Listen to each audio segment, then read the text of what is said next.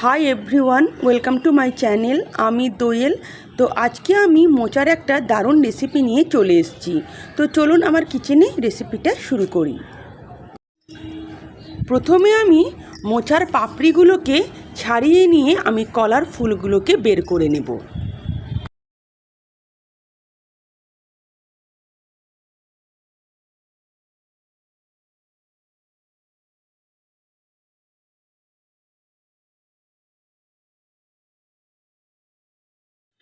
এখন এই মোচার ফুল থেকে আমি দুটো জিনিস কিন্তু বাদ দিয়ে দেব। অনেকেই কিন্তু মোচা এখনও ভালো করে বাছতে পারে না এবং মোচা ছাড়াতে জানে না। দেখুন, এই যে দুটো জিনিস আছে, এটা আমি আর লম্বা একটা কাঠির মতন দেখুন এরকম অংশটাকে ফেলে দিতে হবে। এই দুটো জিনিস ছাড়িয়ে কিন্তু তবেই মোচার ফুলটাকে নিতে হয়।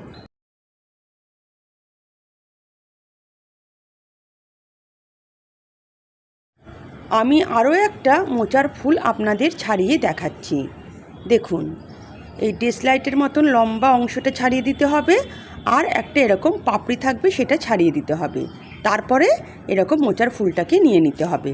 এভাবে আমি সব ফুলগুলোকে ছাড়িয়ে নিই। তাহলে ফুল থেকে এই লম্বা লম্বা অংশটা বাদ দিতে হবে, আর এই পাপড়ির মতন দেখুন অংশটা শুধু বাদ দিতে হবে। মোচার ফুলগুলোকে আমার ভালো করে পরিষ্কার করে আমি বেছে নিয়েছি। এবার এগুলোকে আমি ভালো করে ধুয়ে নেব। ফুলগুলোকে আমি কিছুক্ষণ জলের মধ্যে ভিজিয়ে রাখবো, যাতে এই মোচার যে কষটা সেটা যাতে চলে যায়।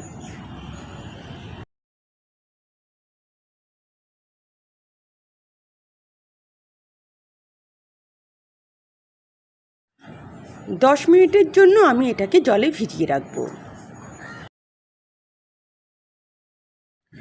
10 মিনিট হয়ে গেছে। এবার এগুলোকে আমি জল থেকে তুলে নেব।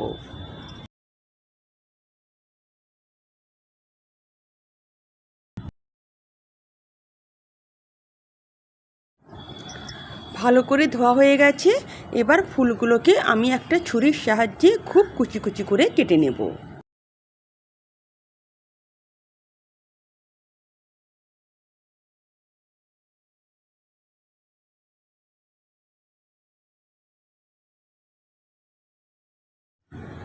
এবার আমি মোচার ফুলগুলোকে প্রেসার কুকারে দিয়ে একটা হুইসেল দিয়ে নেব।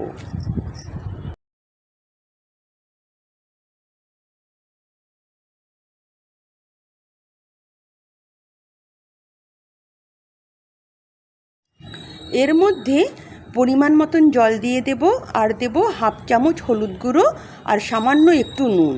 তারপর আমি এটাকে একটা হুইসেল দিয়ে নেব।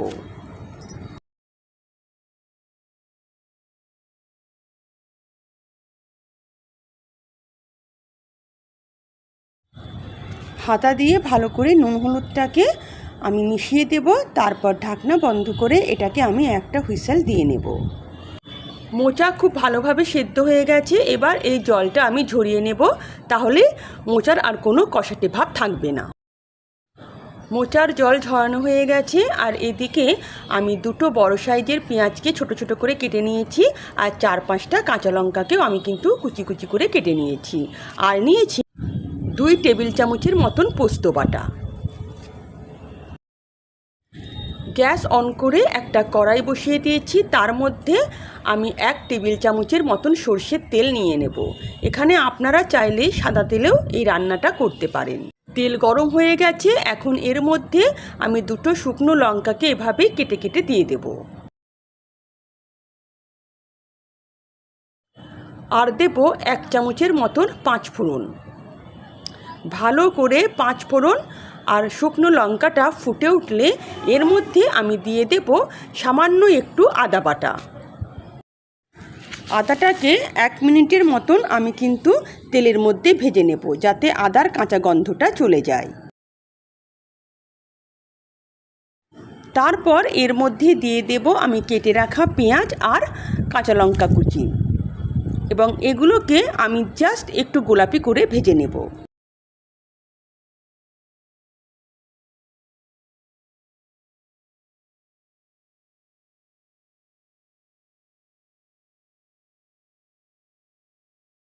পেঁয়াজটা হালকা গোলাপি রং ধরলে এর মধ্যে সেদ্ধ করে রাখা মোচাটা এবার দিয়ে দেব। কিছুক্ষণ মোচাটাকে আমি পেঁয়াজের সঙ্গে ভেজে নেব।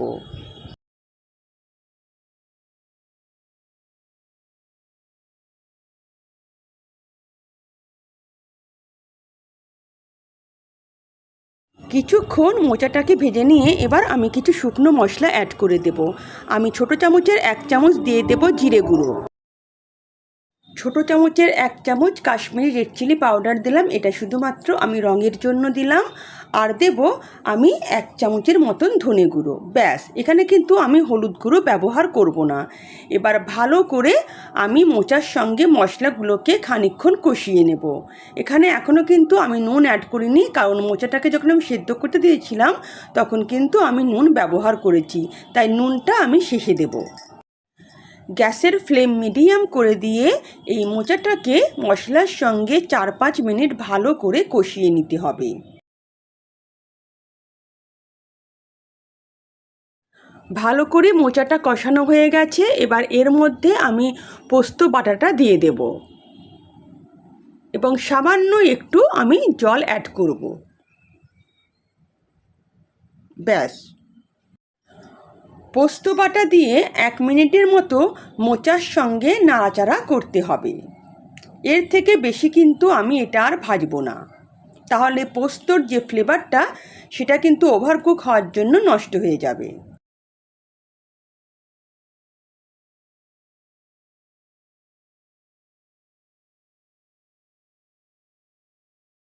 এখন এর মধ্যে দিয়ে দেব আমি সামান্য পরিমাণ লবণ আর 1 চামচের মতন চিনি। এই চিনিটা দিলে মোচা পোস্তটা কিন্তু খেতে দারুণ লাগে, তাই চিনিটা কিন্তু কখনোই স্কিপ করবেন না। এবার ভালো করে নুন আর চিনিটাকে মোচা পোস্তর সঙ্গে মিশিয়ে দিলেই রেডি হয়ে যাবে আমার মোচা পোস্ত। খেতে কিন্তু অপূর্ব হয়। এবার আমি গ্যাসের ফ্লেম বন্ধ করে দেব। গ্যাস বন্ধ করে দিয়ে এর মধ্যে দিয়ে দেব 1 চামচের মতন দেশি ঘি এবং ভালো করে ঘিটাকে মোচা পোস্তর সঙ্গে মিশিয়ে নেব। এই ঘিটা দিলে কিন্তু এর স্বাদ দ্বিগুণ হয়ে যায়।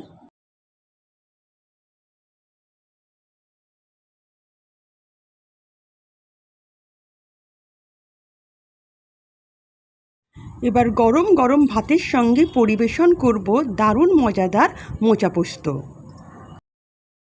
যদি আমার রেসিপি আপনাদের ভালো লেগে থাকে তো প্লিজ আমার চ্যানেলকে সাবস্ক্রাইব করবেন আর পাশে থাকা বেল আইকনও প্রেস করবেন, যাতে নিত্য নতুন রান্নার নোটিফিকেশান সবার আগে আপনাদের কাছে পৌঁছে যায়।